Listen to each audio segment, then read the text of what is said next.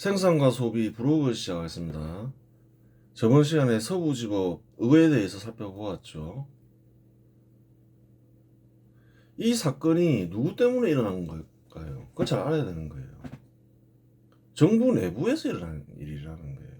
탄핵 남발이건 국회도 정부 기관 중에 하나잖아요. 대통령이 비상계엄 선포건 그 정부 내부에서 일어난 일 때문에 국민들이 분열되고 흥분된 국민들이 서부지법 의거를 일으킨 거죠. 그래요. 누가 피해자인가요? 국민들이 피해자라는 거예요. 어떤 사람은 분노해서 자살하기도 했죠. 분신 자살을 했죠. 누가 잘못했는지를 잘 생각해 보라는 거예요. 다행히 인명 피해는 없었죠. 그리고 젊은이들이 많이 참여했죠. 그러면 일단 해프닝으로 끝내야 된다는 거예요. 젊은 사람 인생 망칠 것도 아니고 누구 잘못인지를 생각해보고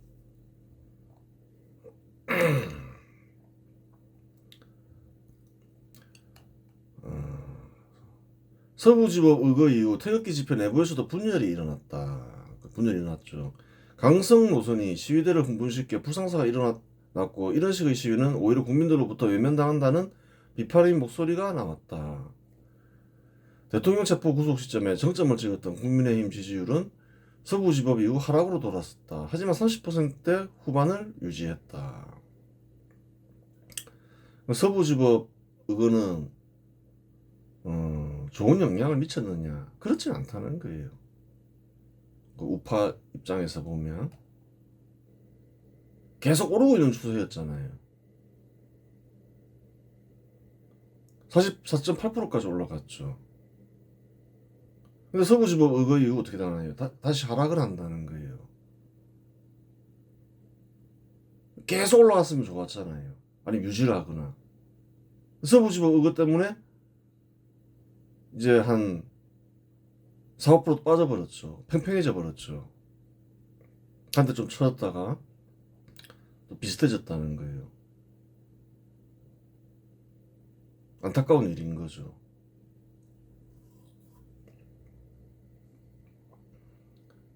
계속 유지하거나 계속 올라가 버렸으면 얼마나 좋았겠어요.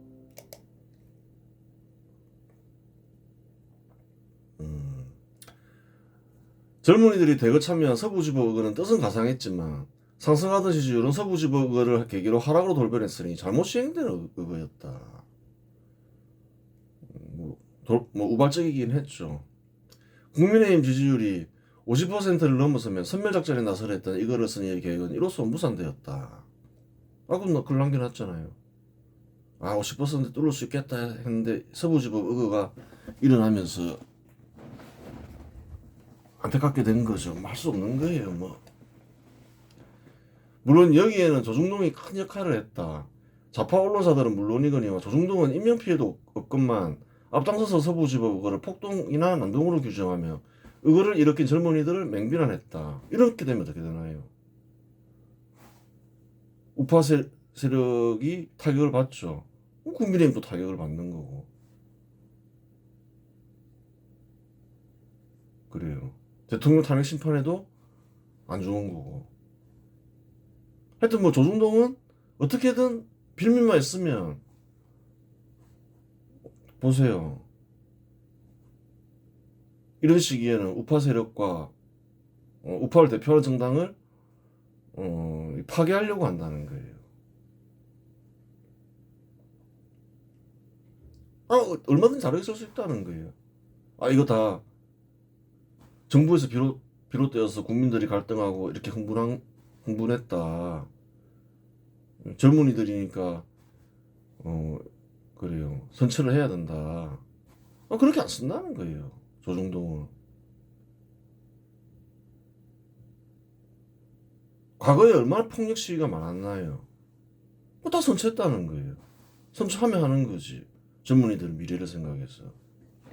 근데 그런 식으로 안 적는다. 조중동은 절대로. 그 사실을 알아야 되는 거예요. 이에 영향을 받은 껍데기 세력 인사들이 국민의힘 지지를 철회한 것이다. 보라는 거예요. 조선일보. 법원 현관을 깨고 들어가는 행위는 폭동이다. 폭동이다. 중앙일보도. 동아일보. 무부천진 안동이다. 이러면서 그래요. 공부하면 실수할 수 있는 거지. 그런 상태에서 자살하는 사람도 있는데 완전히 그 악당으로 몰아버리잖아요.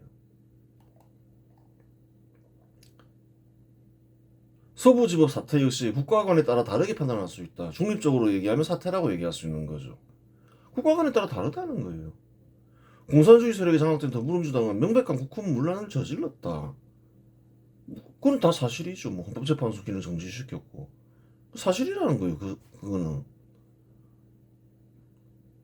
지울 수가 없다는 거예요.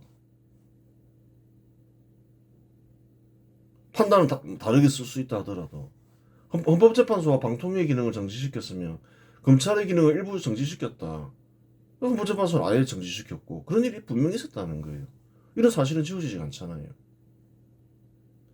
국헌문란은 실제로 지었죠. 국헌문란을 저질렀다는 거예요. 이러한 더불어민주당의 행위를 제약으로 보면 서부지법 사태는 의거가 된다. 의거가 되는 거죠. 제약, 그렇잖아요. 제약으로 보면 대통령이 중단시켜야 되고 그런 중단시키려는 대통령을 구속했으니 흥분할 수 있다는 거예요. 잘못된 행위다 더불어민주당. 이는 근대국가 수립 세력의 시각이다. 근데 이건 근대국가 수립 세력의 시각이라는 거예요. 공산주의 세력은 헌법재판소 기능 마비시킨 일을 어떻게 생각하겠냐는 거예요. 정의로운 일이라 생각한다는 거예요. 반면에 근대국가 수립을 제약으로 보면 우파 정부의 기능을 마비시키는 국헌문란은 정당화되고 이를 저지하려는 윤석열은 악당이 된다. 반대가 돼버린다는 거예요. 자판에서는 그 정의로운 일을 했다 이렇게 생각한다는 거예요. 그 당시 헌법재판소 기능을 정지시킨 일을 국헌문란을. 따라서 그들에게 서부지법 사태는 그저 폭동이나 난동일 따릅니다. 이는 공산주의 세력의 시각이다. 완전히 다르다 했잖아요. 얘기했잖아요. 다 같은 한국인이라고 다 같은 생각을 하고 다 같은 정서를 가진 건 아니다.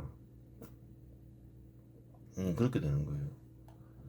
뜻은 가상하지만 수단이 잘못됐어라고 생각하면 통상 한국에서는 폭동이나 난동이 아닌 운동이라고 말한다.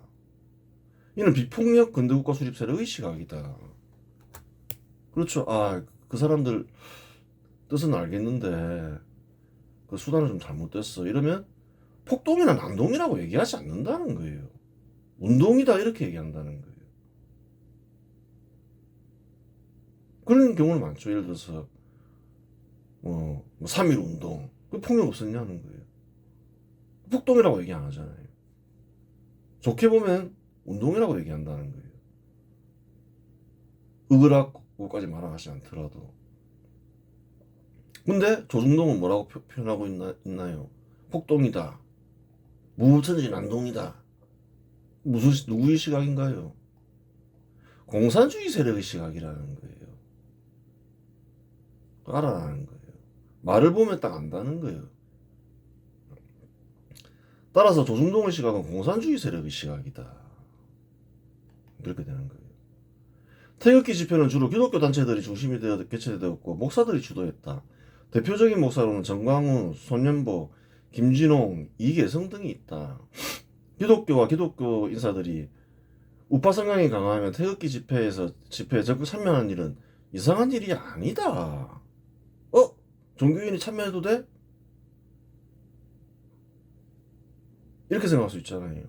비판하는 사람들도 많잖아요. 근데 기독교와 기독교 인사들이 우파 성향이 강하다. 집회에 참여한다. 정통 기독교 인사라는 거예요. 그게 한국에서.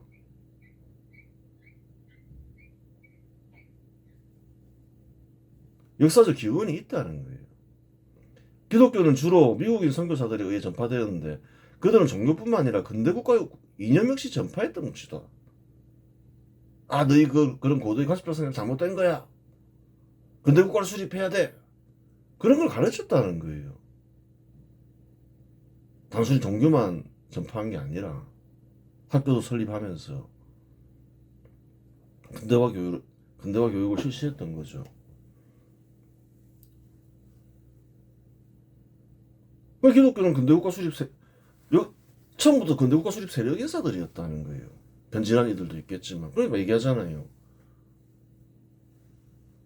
그 태극기 집회에 참여한 기독교사들은 정통 우파 인사들이다. 처음부터 그랬다. 뭐 건국시기엔 달랐냐? 그렇지 않다. 1945년에서 1948년 공산주의 세력과 맞서 한국을 건국할 때 기독교 인사들은 전위부대를 자처하며 공산주의 세력과 맞서 싸웠다.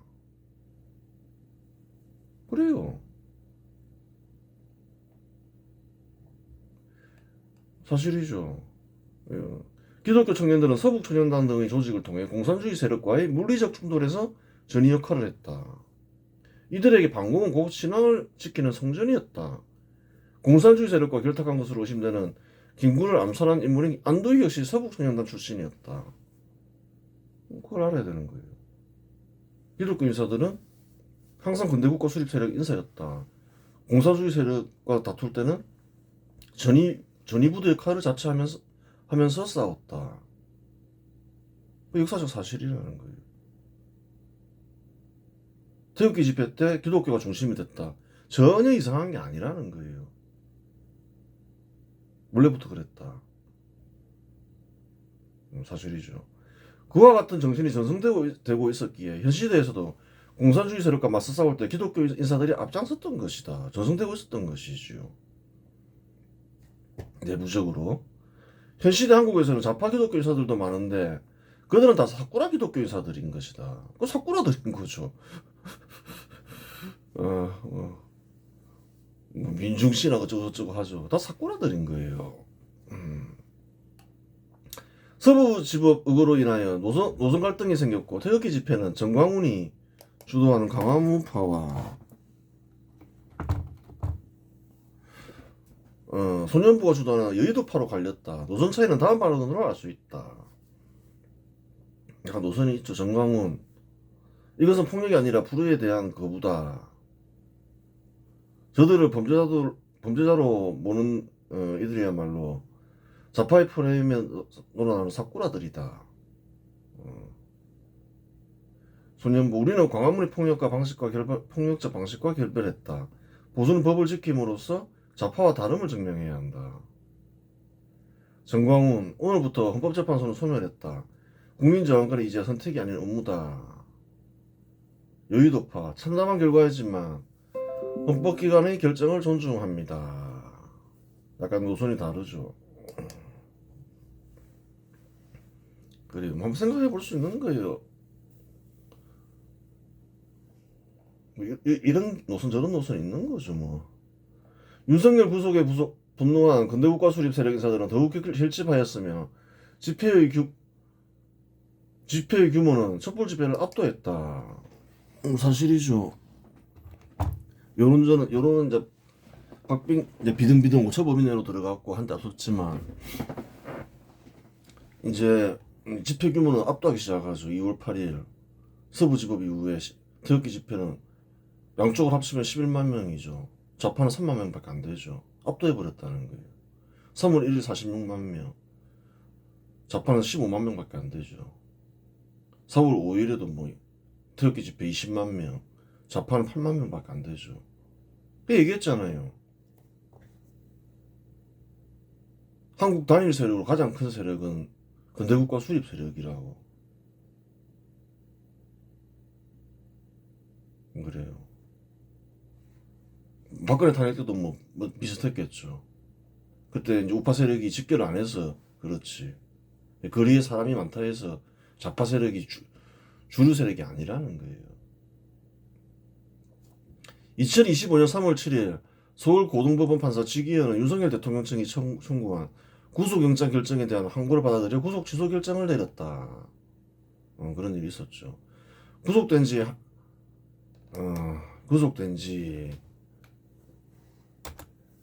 1, 약 한 달 만에 윤석열은 자유의 몸이 되어 관저로 돌아왔다. 사실 윤석열을 구속했던 사유인 증거인멸 및 도주우려는 처음부터 법리적으로 성립하기 어려운 억지였다. 수사에서 뭐해요 도대체? 수사할 게 뭐 있어요? 군대 동원해서 비상계엄 선포하고 군대 동원한 거 다 아는데 현직 대통령이 국가기관의 감시와 경호 속에 있는데 어디로 도주하며 이미 전 세계에 생중계된 비상계엄 선포 행위의 증거를 어떻게 인멸한단 말인가? 그거 어떻게 인멸해요? 행위에 대한 판단과 법적 영역부만 결정하면 되는 문제였기에 실상 구속은 필요 없었다. 구속 수사 같은 것도 필요 없는 거죠 뭐. 그 행위가 정당하냐 정당하지 않냐 불법이냐 아니냐 또 피해 상황을 보고 법 적용해서 집행할 거냐 말 거냐 뭐 그것 빼고 할 게 뭐 있냐는 거예요. 원인 제공자는 국헌문란을 일으킨 더불어민주당이 분명하고 마땅히 적용되는 법 규정이 없으며 인명피해가 없음에도 불구하고 무리하게 법 해석하여 엄벌에 처하면 그 자체가 인권 유린인 것이다. 그런 게 인권 유린이라는 거예요. 마땅하게 적용할 법이 없다는 거예요. 근데 정치적 이유로 억지로 막 해석해서 피해도 없음에도 불구하고 막 엄벌에 처해버려요. 그게 인권 유린이라는 거예요. 그런 나라가 북한이나 이런 나라라는 거예요. 문명국가에서 그런 식으로 법 처리를 안 한다는 거예요. 윤석열이 석방 소식이 전해지자 태극기 집회는 축제 분위기에 휩싸였다. 2026년 2월 8일 일요일 광화문과 여의도 일대에는 경찰 조사 11만 명의 인파가 모여 태극기를 흔들며 대통령의 귀환을 환영했다. 이는 동시간대 세종도로에 모인 촛불 집회 인원 3만 명을 3배 이상 압도하는 수치였다. 그래요. 또한 탄핵 심판 결과 낙관론이 팽배했다. 그렇죠 뭐. 이제 많은 사람들이 그렇게 생각하죠. 박근혜 탄핵 때는 여론전에서 밀렸어. 거리에서 이렇게 시위대도 없었고 있긴 있었지만 처음부터 규모가 크지도 않았고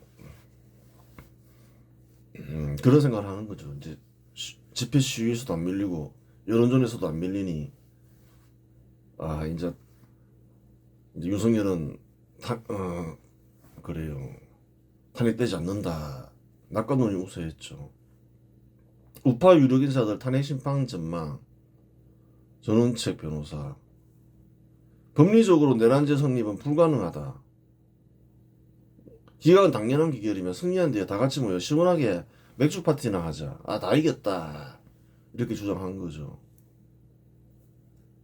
파티할 준비나 해라 이러면서. 윤상현 의원. 현재 인적 구성상 5대3 또는 4대4 구도로 갈 수밖에 없다. 임용에 필요한 6명을 채우기는 불가능하며 결국 기각될 것이다. 많은 사람들이 믿었죠. 윤상현 의원이 사실은 틀리긴 했는데 좀 이게 평소에 말하는 거 보면 굉장히 좀 영리한 사람이죠. 윤상현 의원은. 그래서 한 번씩 보는데 말하는 거 들으면 영리한 사람이고 또 힘든 시기에 희생도 하는데 이상하게 김문수도 뜨고 장동혁도 뜨는데 윤상현 의원은 이상하게 뜨질 않죠.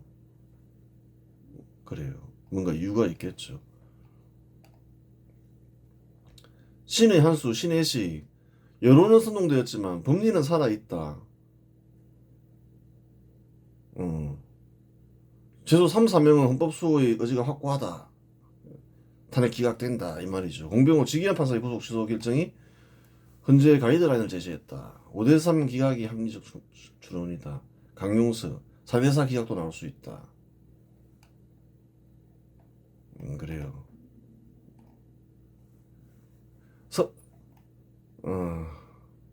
그럴 가능성은 이제 없어진 거죠. 뭐 오해할 가능성. 절대 다수의 국민이 탄핵을 찬성하구나. 그런 건 없다는 거예요. 근데 아무리 바른 거라 하더라도 여론전에서 밀려서 지지율이 너무 낮게 나오면 그렇잖아요. 여론에 어긋나기가 쉽지가 않잖아요. 근데 여론은 이제 팽팽해졌다. 그 집회에서는 압도했다. 완전히 압도해버렸죠. 석방된 윤석열은 두문불출하며 치과 상태에 들어갔다. 공식적인 석상의 모습을 드러내거나 육성 메시지를 발표하지 않았다. 그래요. 윤석열 역시 우파 유력 인사들이 예측과 같이 승리를 예측했던 것으로 보인다. 그렇죠. 불리하다고 판단되면 투쟁해야 하고 승리가 확실시되면 변수를 줄이기 위해 치과해야 하기 때문이다. 윤석열이 그때 치과 상태에 들어가면서 어떤 발언도 하지 않았죠. 두문불출했죠. 투쟁을 포기했죠.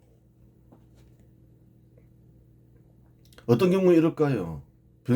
승리를 확신하고 변수를 만들기 싫을 때 가만히 있는다는 거예요. 승리를 확신했다고 보면 되는 거죠. 다른 사람들과 마찬가지로. 많은 우파 인사들이 낙관적인 전망을 한 데에는 몇 가지 이유가 있었죠. 아까 대부분 다 얘기했죠. 박근혜 탄핵 전국 때 집회 규모에서 공산주의 세력에게 밀렸고 여론조사 지지율은 거의 절망적인 수준이었다. 그렇죠. 뭐 국민의힘 지지율이 10%대로 하락했고 10%대 초반. 그 박근혜 지지율은 뭐 한 4% 5% 나오고 그러한 이유로 탄핵 사유가 없음에도 불구하고 탄핵당했다고 확신했다. 후보에서도 그렇게 생각했죠. 사실 맞는 거죠. 뭐 민간인 측근 비리가 뭐 최순실만 있었던 것도 아니고 최순실은 또 다른 인사들에 비해서 가볍죠. 돈 받아먹고 권력 행사하고 그러진 않았죠. 그런 인사들이 많았잖아요. 대표적인 인사가 노무현형 노건평 사건이잖아요. 그러니까 그런 거예요. 최순실도 사실 풀어줘야 돼요. 그 민간인 측근이 그 딸 때문에 그 대통령 권한을 이용했다지만 뭐 그거 빼고는 그게 죄지만 다른 사람들에 비하면 훨씬 가볍다는 거예요. 민간인이 대통령한테 조언할 수 있다는 거예요.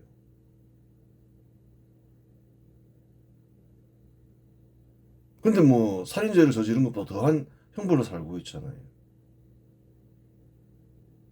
인권 유린인 거죠. 하지만 윤석열 탄핵 정국은 박근혜 탄핵 정국과 완전히 달랐다. 그래요. 그리고 최순실도 마찬가지인 거예요. 정치적 활동은 자유롭잖아요. 정치적 활동 때문에 그 사실 엄벌하는 경우는 없다는 거예요. 예전에 공산주의 활동할 때도 엄벌하지 않았다는 거예요. 그래요. 그런 것도 있다는 거예요. 반국가 행위한 것도 아니고 최순실이.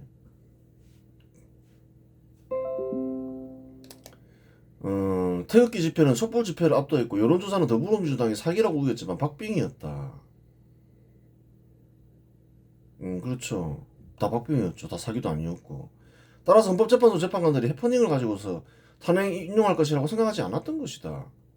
뭐 피해자도 없고 뭐 윤석열 그 더불어민주당이 국회문란을 한 것도 사실이고 정부 한 기관을 그런 것도 아니고 여러 기관들을 상대로 국회문란을 저질렀죠. 피해자도 크게 없고 뭐 그 정도면 뭐 탄핵 인용 안 한다. 피해자도 없고 인명 피해도 없고 그런데 그렇게 이제 낙관론이 평배했죠. 정상적인 재판을 하면 탄핵 인용되지 않는다. 그렇게 생각했던 거예요. 또 다른 이유로는 헌법재판소의 심판에 탄핵 인용을 하지 않을 것 같은 징후가 있었다. 3월 4일 최재해 감사원장 탄핵 기각 판정이 있었고 3월 24일 한덕수 국무총리 탄핵 기각 판정이 있었다. 딱 기각되잖아요. 정부기관을 정지를 시켰는데 기능을 정지시켰는데 다 기각되잖아요. 국회문란을 저질렀다는 게 심판된 거 아니에요. 4월 10일 박성재 법무부 장관 탄핵 기각 판정이 있었다. 뭐 다 기각이라는 거예요. 이러한 심판은 더불어민주당의 탄핵 소추계를 부당한 것으로 판단하였으니 윤석열 탄핵 심판 결과 역시 다르지 않을 것이라고 우파 인사들은 생각했다. 그렇게 생각했던 거죠. 헌법재판관의 탄핵을 반대할 것으로 판단되는 인사가 3명 있었다. 또 다른 이유가 있었죠. 3명만 반대하면 되는데 이 3명은 이제 뭐 압박을 안 느낄 거니까 심리적 부담이 없으니까 당연히 탄핵 반대할 것이다 생각했던 거죠. 조희대 대법원장이 임명한 김복형, 국민의힘이 추천한 조한창, 또 윤석열이 임명한 정영식. 정영식은 윤석열이 임명한 재판관이다. 김복형은 대법원장 조희대가 임명한 재판관인데 조희대는 윤석열이 임명한 대법원장이다. 그러니까 아예 다 우파 인사들일 것이다. 이렇게 생각했죠.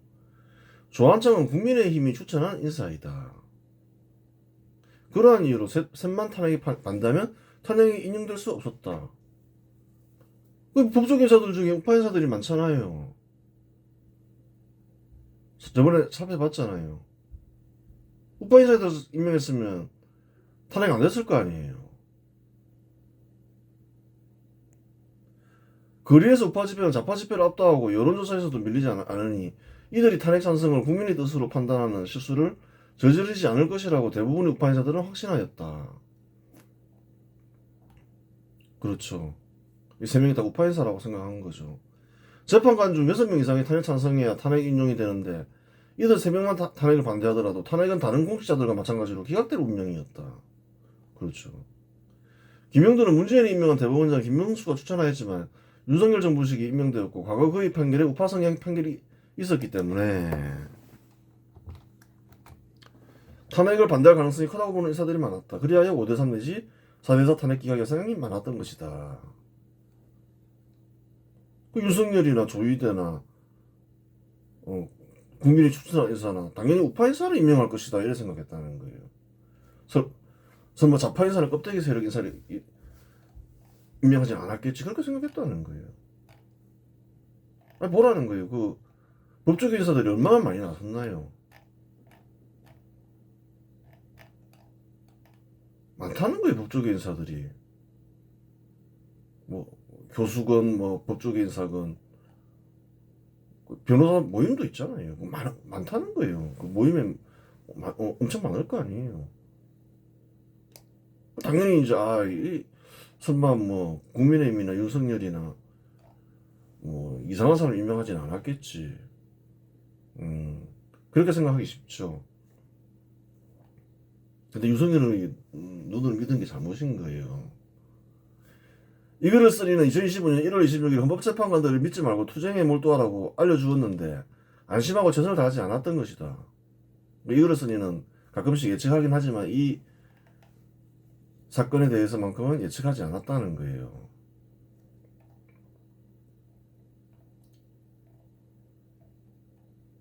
그래요. 최선을 다해야 된다. 믿을 수 없다. 거짓말 아니라는 거예요. 32분 20초.